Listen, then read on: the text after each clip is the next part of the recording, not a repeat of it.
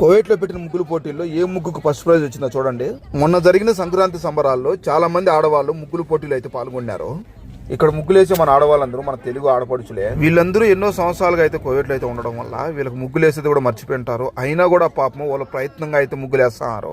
వీళ్ళు ఇలా ముగ్గులేస్తా ఉంటే ఎప్పుడో మన పల్లెటూరులో ఉండే పాత రోజులు అయితే గుర్తొస్తున్నాయి. ఏదైనా ఒక పండగ వచ్చినా, శుక్రవారం వచ్చినా, కార్యక్రమం జరిగినా గానీ మన వాళ్ళు తెల్లవారుజామునే లేసి కల్లాపు జల్లి ముగ్గులేసేవాళ్ళు. ఆ ముగ్గుల మీద రకరకాల రంగులేసి ఆ ముగ్గు మధ్యలో వచ్చేసి పేడతో గొబ్బెమ్మను పెట్టి గొబ్బెమ్మ మీద అయితే పూలైతే పెట్టేవాళ్ళు. ఇంకా మేము కూడా మా తరపున వినాయకుడు ముగ్గేసి రాజంపేట విశ్వనాథ్ అని మా పేరైతే రాసుకున్నాము. ఈ ముగ్గులు పోటీ పెట్టిన శ్రీకృష్ణ యాదవ్ సంఘం వాళ్ళు టైం అయితే ఇచ్చినారు. ఆ టయానికల్లా ముగ్గులు వేసేసి ఆ ముగ్గుల మీద పేర్లు రాసి ఆ ముగ్గులు కాడైతే వాళ్ళు నిలబడుకొని ఉండాలి. ఇంకా వీళ్ళకి ఇచ్చిన టైం అయితే అయిపోవడంతో కమిటీ వాళ్ళు పేక్ అయితే ఊపినారు. పేక్ ఊపిన తర్వాత పక్కకైతే వచ్చేయాలి. కమిటీ వాళ్ళు వచ్చేసి ప్రతి ముగ్గు చూసుకుని ఆ ముగ్గు ఫోటో ఎత్తుకొని అయితే సెలెక్ట్ అయితే చేసుకుంటారు. కోవిడ్ లో ఇలా కుంకాలు రంగులు దొరకవు కాబట్టి మన తెలుగు బకాల్లో దొరికిన కుంకాలు రంగులు తెచ్చేసి వీళ్ళకి సాధ్యమైనంత వరకు కుంకాలు అయితే రంగులు వేసినారు. ఇక్కడ కనిపిస్తుంది కదా చాలా పెద్ద ముగ్గు.